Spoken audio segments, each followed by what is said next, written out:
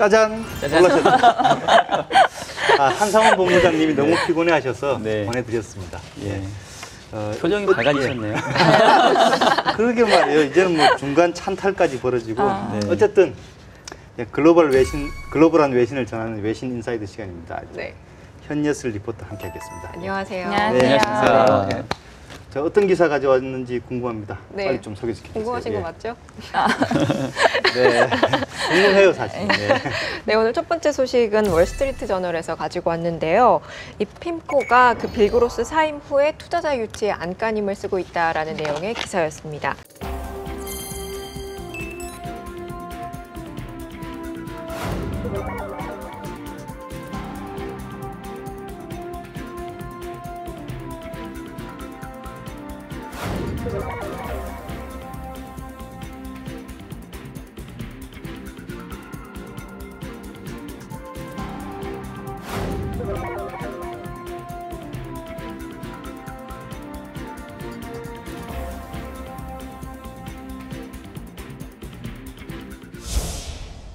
빌그로스의 갑작스런 사임 후에 그 세계 최대의 채권 운용사로 명성을 유지하기 위해서 지금 현재 그 핌코가 자사내에서 굉장히 그 총력전을 펼치고 있다라고 하는데요. 이에 따라 수십억 달러의 성패가 엇갈릴 것으로 보인다라고 이 기사는 전하고 있습니다. 만약에 경쟁사가 클라이언트 유도에 성공을 하게 된다면 이 채권 시장 안에서의 그 서열이 재정비될 거라고 이야기를 하면서 핌코는 그 자사의 별이 지는 것과 동시에 그 수십억 달러가 풀어지게 되면서 그 새로 부상하게 될 새로운 세력들까지 목격을 하게 될 거다라고 이야기를 하고 있는데요. 지난 금요일과 월요일에 그 JP모건 체이스와 TCW 그룹에서는 이미 핌코 클라이언트들이 새로운 투자를 지금 찾고 있다라는 그 보고서를 낸 바가 있고요. 또 일부 연금 펀드의 경우에는 핌코의 라이벌 회사들에게 그 운용을 맡길지 논의를 하고 있다고 합니다. 빌그로스의 사임으로 인해서 빠져나간 자금 이탈 규모는 지금까지 한 100억 달러 정도 되는데요. 한 포트폴리오 매니저 같은 경우는 투자자들의 이탈이 지속될 경우에 핌코에서 해당 자산을 시장에 내다 팔아야 하기 때문에 현재 투자자들은 핌코 내에 있는 폐쇄형 펀드를 비롯해서 일부 큰 비중을 차지하고 있는 그 자산들의 그 움직임을 정말 지금 예의주시하고 있다라고 이 기사는 설명을 하고 있습니다. 기사에서는 그 채권업계 서열이 재정비될 거다라고 이야기를 하고 있는데요.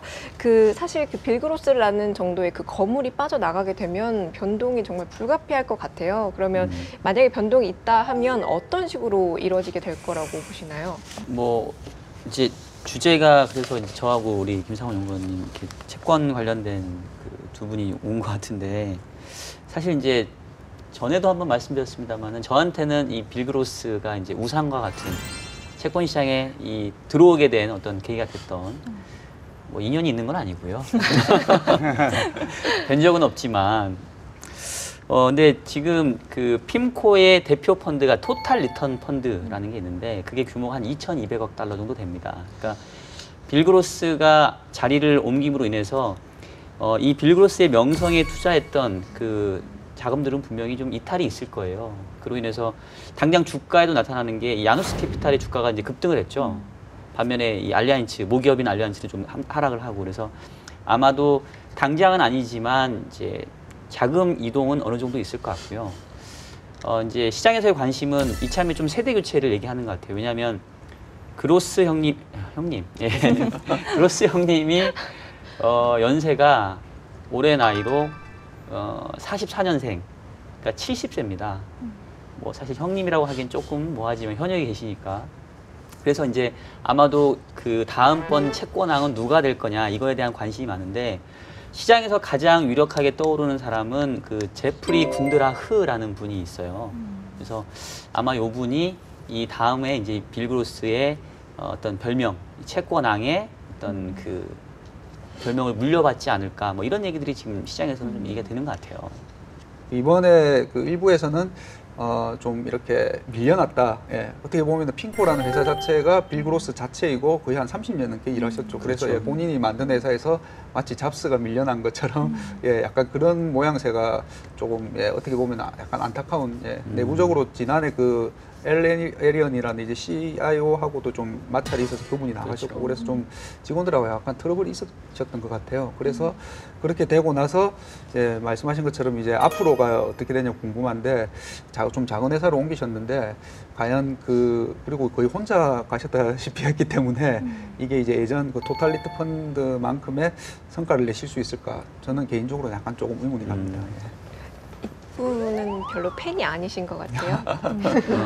그분도 뭐 호불호가 갈리시는 네, 그래서 이 핌코의 투자 매도가 저는 그 채권 시장에 어떤 영향을 미쳤는지가 조금 궁금하고 또 이 지금 상황을 좀 부정적으로 보는 사람들이 굉장히 많은데 이 상황이 어느 정도까지 지속될 거라고 보시나요?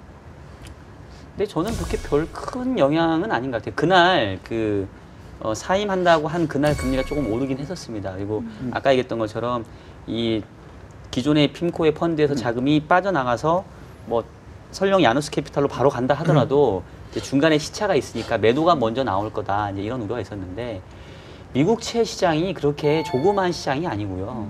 그리고 뭐 거래량도 그렇고 그 거래 주체들도 미국 내뿐만 아니라 이제 전 세계 뭐 중앙은행, 전세 투자자 다 연결돼 있기 때문에 핌코의 그 빌그로스의 사임으로 시장이 조금 움직인 거 그것도 정말 대단한 것 같고 그 정도면 저는 충분히 반응은 된 것 같아요. 정말 엄청 팬이신 것 같아요. 근데 사실 맞아요. 투자하는 사람 입장에서는 자기 돈을 버는 게 가장 큰 목적인데 그 빌그로스 따라 움직인다고 채권 후다닥 팔아가지고 가격을 떨어뜨리는 그런 바보짓을 하는 것도 그것도 사실 바보죠. 그냥 소리 안 나게 나눠가지고 살살살 팔아가지고 꼭 옮기고 싶다면 그렇게 해야 되는 거지. 뭐 바보도 아닌데 막 그냥 던지게. 저는 뭐 아무리 빌그로스가 좋아도 사람들이 그렇게 움직이지는 않을 거라고 봐요. 그리고 이미 한 1년 가까이 이제 지난해 5월 버냉키 쇼크 이후에 그 이후부터 토탈리트 펀드에서 자금이 좀 계속 유출이 있었거든요. 그래서 말씀하신 것처럼 충격이 뭐 채권 미국채 시장 그리고 그게 전 세계 채권 시장에 큰 영향을 미칠 것 같지는 않습니다. 그 이제 사임 이후에 지목된 후임자가 바로 다니엘 이바신이라는 사람인데요. 사실 빌그로스만큼의 명성이 없기 때문에 이 사람이 잘할 수 있을까라는 우려가 나왔었는데 그런데 이분이 그 작년에 그 모닝스타에서 올해 채권펀드 매니저로 꼽혔다고 하더라고요. 그러면 어느 정도 능력을 좀 인정받은 건 아닌가라는 생각이 드는데 이 사람이 과연 그 빌그로스의 부재를 핌코에서 메울 수 있을지 그렇게 보시는지 그리고 야누스로 옮겨간 그 빌그로스가 재기에 성공을 할 수 있을 거라고 보시는지 각각 다들 어떻게들 생각하시나요? 일단 이바시는 잘 모르겠고요. 열심히 하셨으면 좋겠고요. 우리 새로 옮겨가신 그 빌그로스 형님은 그러니까 아마도 이제 연세가 있으시니까 예전의 명성까지 끌어올리기는 어려울 것 같고 또 뭐 아무리 그 명성이 좋다 하더라도 기본적으로 이 자금은 또 그 회사의 시스템을 보고 결정을 하기 때문에 뭐 야누스 캐피탈이 그렇게 뭔가 이렇게 시스템이 갖춰져 있는 회사는 아닐 것 같아요. 그래서 제가 보기에는 뭐 기대치는 좀 낮춰야 될 것 같고 다만 그 최근 몇 년 동안 이 빌그로스 형님의 예상이 조금 많이 떨어졌어요. 예측력이. 그래서 그거를 조금 다시 한번 요번에 시장에서 그 명성을 좀 되찾았으면 좋지 않을까. 그러면 힘내시라고 이제, 영상 편지 그렇죠. 영상 편지 한번 보내시죠. 힘내시라고 편지. 미국에 계신 영어로 해야 되나요? 이거 전달이 됩니까? 전달이 돼요? 우리 영어 자막 처리해 주세요. 그래요? 네. 아니, 통역한 이거 영어. 외국에서 많이 보시죠? 이 인터넷스가. 이거 세계적이에요. 남극에서 아, 돼요. 그럴까요? 어떻게 해나? 할까요? 네, 그러면? 하세요. 예. 알겠습니다. Hello, Bill. I'm 종현 from Korea. 여기까지만 하고 이제 많이 바쁘시죠? 예, 일단 새 회사 들어가신 거 축하드리고요. 지난 몇 년 동안 채권 시장 예측하느라 조금 고생하셨는데 상당히 중요한 변혁기에 와 있습니다. QE가 10월에 종료될 것 같고 미국의 금리 인상식이 상당히 헷갈리는데 이번엔 정말 이 채권 시장의 등대와 같은 그런 해안을 보여주시길 바라겠고요. 적응되시면 꼭 밥 한번 같이 먹어요.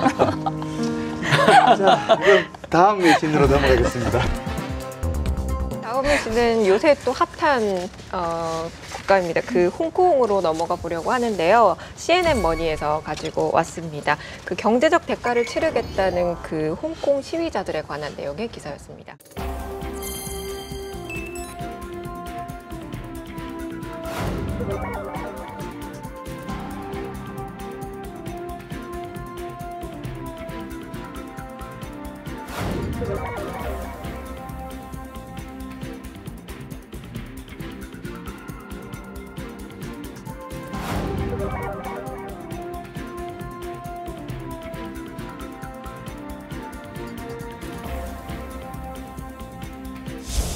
홍콩의 민주화 시위로 일상 업무가 마비되고 있는 가운데 그 전문가들과의 그 일반 시민들이 이 시위가 장기화될 경우에 국제 금융 허브에 좀 악영향을 미치지 않을까라는 그런 우려를 표하고 있다고 하는데요.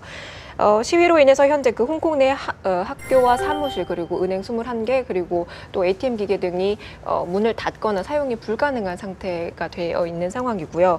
그리고 항생 지수는 지난 5일간 6% 하락을 했고 홍콩 통화당국은 필요시에 추가 유동성을 제공하겠다라고 밝힌 바가 있습니다. 기사에서는 그 여러 홍콩 시민들의 인터뷰를 실었는데요. 왜 우리가 시위를 할 수밖에 없는지 그 이유를 설명을 하고 있습니다. 홍콩은 자유와 정보의 유입처로 알려져 있는데 중국이 여러 면에서 지금 세력을 확장하고 있어서 홍콩의 이점을 잃게 되는 게 아니냐라고 우려를 표하면서 외국인 투자자들이 홍콩을 두려워하게 될 거다라고 이야기를 하고 있고요. 신용평가사 피치 같은 경우는 이 시위 자체가 사실 홍콩에 영향을 미칠 만큼 그렇게 장기화되지는 않을 거다라고 얘기를 하면서도 하지만 그 만약에 정부가 홍콩 내 다수의 어떤 의견을 수렴하지 못하거나 홍콩이 그 매력적인 투자처라는 어떤 인식에 있어서 피해를 주게 될 경우에는 조금 문제가 될 수 있다라고 이 기사는 설명을 하고 있습니다. 지지난주에 이어서 이번 주에도 전 박사님의 먼 나라 이웃 나라 홍콩 편이 될 텐데요. 뭐 코너 속의 코너도 아니 그 참고로 저기 이원복 교수님의 먼 나라 이웃 나라는 홍콩 편이 없습니다. 진짜. 그럼 새로 만들죠. 네. 쓰셔야겠네요. 뜨시면 되겠네요. 네, 그래서 이렇게 홍콩의 시위가 왜 이렇게 전면적으로 네. 펼쳐지게 됐는지 좀 궁금한데 사실 저는 정치적인 이유 말고 좀 경제적인 이유가 있지 않을까 있을 그런 것 생각이 같아요. 들거든요. 그죠? 우선 정치적인 이유라든가 뭐 이런 것도 한번 생각해 보면요. 홍콩이 영국에서 중국으로 반환될 때 일단 현재 정치 체제를 유지한다. 적어도 20년은 유지한다. 뭐 이런 그 약속을 해줬는데 자 이번에 이제 다음 홍콩 행정장관을 뽑을 때는 친중국 인사만 가능하도록 제도를 만들었지 않습니까? 그죠?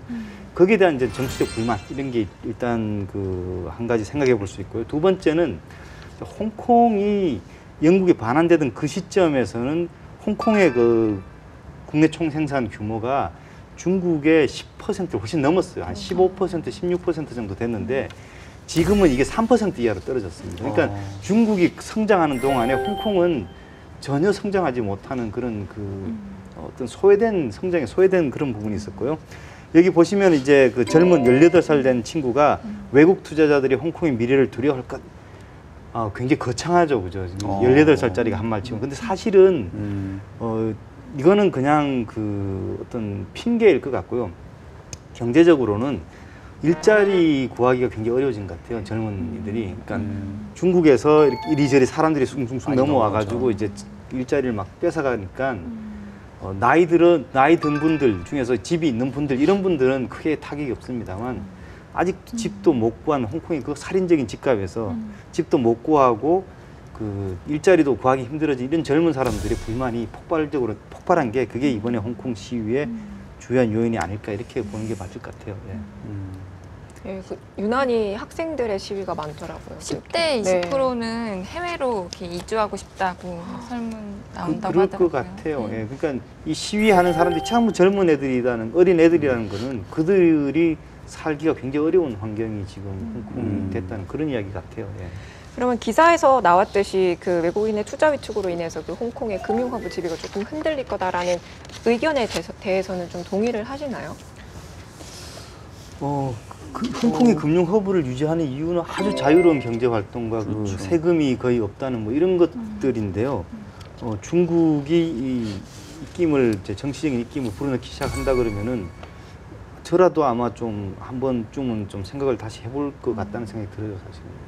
홍콩이 그 주된 산업이라고 하기도 그렇지만 금융업이 메인이지 않습니까? 예. 아시다시피. 그런데 그 수출 무역항이었고, 근데 이제 이전에 그 스코틀랜드 이제 독립에서도 봤듯이 거기서 우리가 나가겠다니까 스코틀랜드에 있는 뭐 RBS나 이런 데들이 그러면 우리 영국 런던으로 옮기겠다고 이제 그랬죠. 그런데 홍콩이 이제 지금 금융 기관들이 많이 있는데 뭐 어쨌든 지금 뭐 계속 폐장되고 지금 뭐 그런 영향도 있는 것 같고요. 그리고 이것도 제가 안 가고 이제 거기 근무하는 주로 이제 지인한테 지인들을 파견했어요. 직접 예. 가실 시간은 없으신가요? 아바타로 보내신 걸로.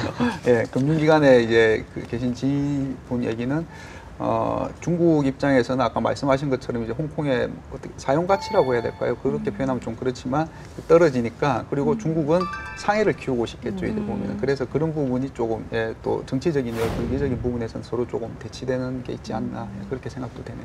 우리나라한테 기회가 되지 않을까. 그러니까 저도 혹시 네. 이용해 볼 수 없을 것 같습니다. 어떤 네. 측면에서 금융허브, 아시아 금융허브로 거듭나는 영어가 안 되는. 근데 금융 허브가 되려면은 다른 건 잘 모르겠어요. 근데 최소한 그 채권 같은 거 투자할 때 왜 정크본드 투자라든가 아니면 거의 망한 기업들 투자 이런 것들 해가지고 그 이제 새로 인수하는 인수자하고 딜을 잘 해가지고 이제 대박을 낸다든가 뭐 이런 것들도 사실은 막 자유롭게 돼야 되는데 우리나라에서는 안 되잖아요, 그죠? 환경이 쉽지 갑자기 않죠. 나는 채권 투자했는데 어느새 주주가 돼 있고 막 그러잖아요. 그죠? 이런 것도 사실은 금융 허브 되는데 저는 걸림돌일 거라고 생각해요. 그런 게 중요하지. 홍콩이 깨졌다고 한국으로 또 올 것 같지는 않은 생각이 들어요. 너무 항상 부정적이시죠.